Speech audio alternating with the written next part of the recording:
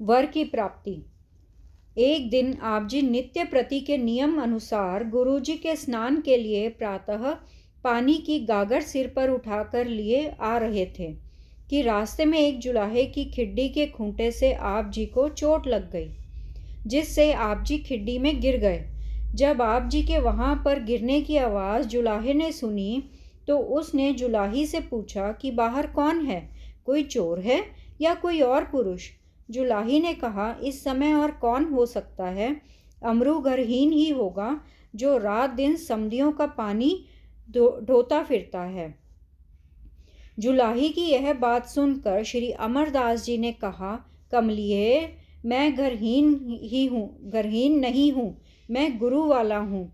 तू पागल है जो इस तरह कहती हो। यह बात कहकर आप जी गागर उठाकर गुरु जी के पास आ गए। गुरु जी को पथ यथा नेम स्नान करवाकर सेवा में लग गए। उधर आप जी के वचन से जुलाही पागलों की तरह बुखलाने लगी। जब दिन चढ़ा तो अंतर्यामी गुरु जी ने जुलाही को बुलाकर पूछा कि आज प्रातःकाल क्या बात हुई थी, सच बताना। जुलाहे ने कहा, महाराज, जब आपके सेवादार बाबा जी पानी की गागर लाते समय हमारी खिड्डी के खूंटे के साथ ठोकर खाकर गिर पड़े तो मैंने पूछा कौन है। मेरी पत्नी ने कहा कि यह अमरू घरहीन होगा। यह सुनकर उन्होंने कहा, पागल है, मैं तो गुरु वाला हूँ, घरहीन नहीं। उनके इस वचन से ही मेरी पत्नी पागल हो गई। आप कृपा करके हमें क्षमा करें और इसको आरोप कर दें, नहीं तो मेरा घर बर्बाद हो जाएगा। जुलाहे की यह बात सुनकर गुरुजी ने कहा, श्री अमरदास जी बेघरों के लिए घर, निर्माणियों का मान, नियोटियों की ओट है, नदिरियों की धर है, निराक्षियों का आशय है। आदि 12 वरदान देकर गुरु जी ने आप जी को गले के साथ लगा लिया और वचन किया कि अब आप मेरा ही रूप हो गए हो। तत्पश्चात कृपा दृष्टि करके जुलाही की तरफ देखकर उसको आरोप कर दिया और वे दोनों नमस्कार करके गुरु जी के गुण गाते हुए घर को चले गए। श्री अमरदास जी को वरदान। तत्पश्चात गुरु जी ने आप जी के सिर से 11 सालों के ऊपर नीचे बांधे हुए अंगोछों की गठड़ी उतारकर और सिखों को आज्ञा की कि इनको अच्छी तरह स्नान करवाकर नए कपड़े पहनाओ। आज से यह हमारा रूप ही है। हमारे बाद गुरु बाबे जी की गद्दी पर यही सुशोभित होंगे। श्री अमरदास जी का गोविंदवाला चले जाना। इस बात को अभी थोड़े ही दिन हुए थे कि गोंदे क्षत्रिय के गुरुजी के पास आकर प्रार्थना की कि सच्चे पातशाह, मेरे गांव व्यास नदी के किनारे हैं जिसको भूत प्रेत बसने नहीं देते। आप कृपा करके वहाँ चरण डालकर मेरा नगर बसाओ। वहाँ आप जी के लिए निवास के लिए मैं सुंदर मकान बनवा दूंगा और भी हर प्रकार की सेवा करता रहूँगा।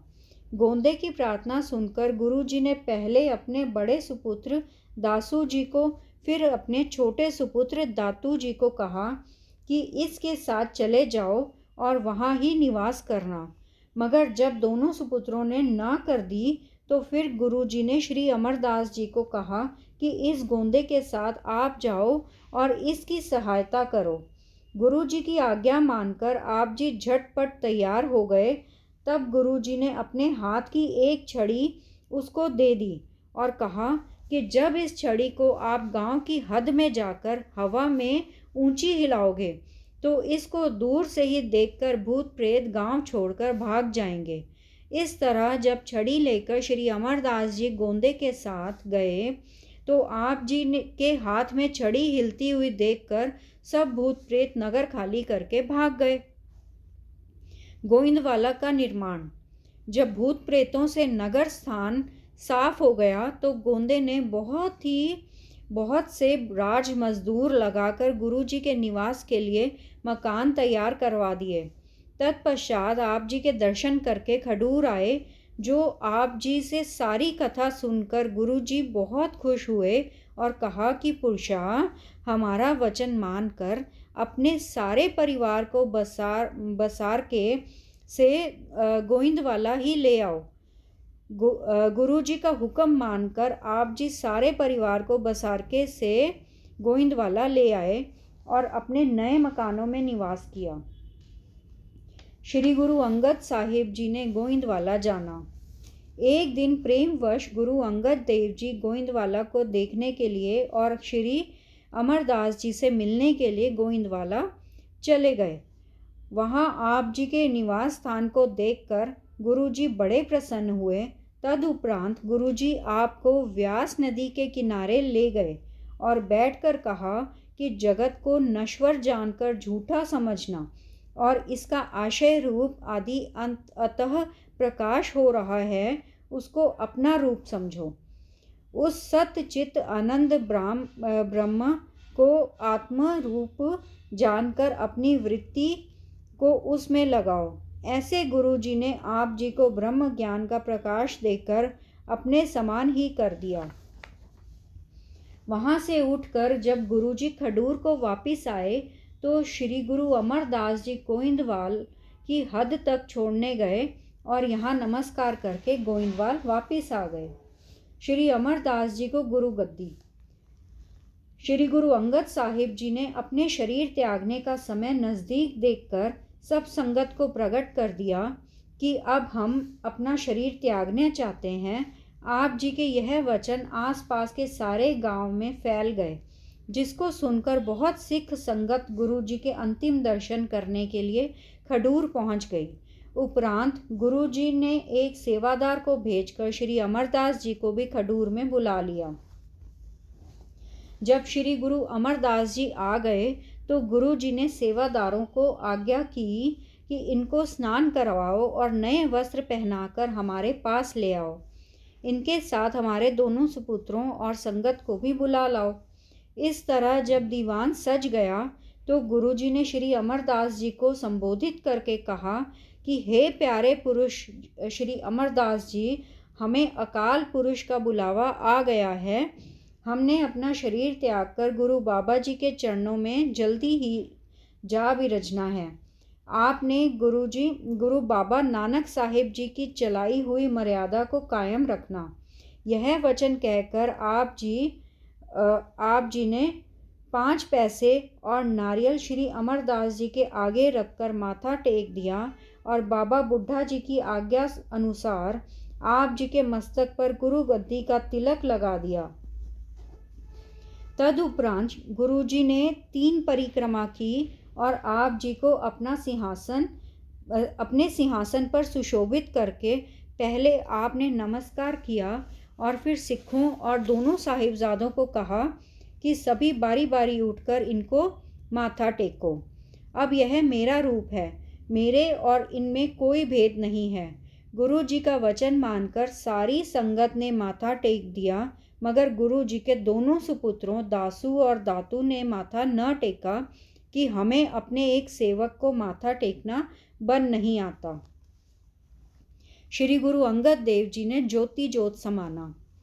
गुरु जी ने संगत प्रति वचन किया, सिख संगत जी, अब हम अपना शरीर त्याग कर बैकुंठ को जा रहे हैं। हमारे पश्चात आप सब ने सत्य नाम वाहिगुरु का जाप और कीर्तन करना है। रोना और शोक नहीं करना, लंगर जारी रखना है और हमारे शरीर का संस्कार उस स्थान पर करना जहाँ जुलाहे के खूंटे से ठुकरा कर श्री अमरदास जी गिर पड़े थे। यह वचन कहकर आप जी सफ़ेद चादर ऊपर लेकर कुशासन पर लेट गए और पंचभूतक शरीर को त्याग कर बैकुंठ को सिधार गए।